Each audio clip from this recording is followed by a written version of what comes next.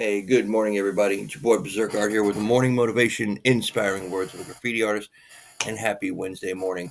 Today, we're going to talk about downfalling or backsliding, actually. So, a lot of times in life, we're striving and moving forward to achieve our goals and do the things that we need to do to become better and whatever it is we're doing. And sometimes we may make a bad decision or a less intelligent decision.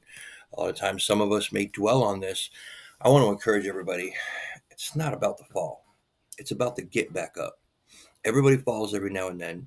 What you do is you learn from it. You analyze what about that decision was the worst thing, what not to do next time, what to do instead, do it better, and then move forward. But don't dwell on the fall. Oh my God, I fell. Oh my God, I made a bad decision. Oh my God, I messed up. Okay, get over it. Everybody does. Don't let that hinder you from your forward strive.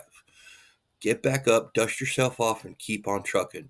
Everybody backslides every once in a while. Don't dwell on it too much and don't let it get you down. With that being said, I love each and every one of y'all. Wish y'all the best day possible. And you know what time it is. Let's get up and let's get it.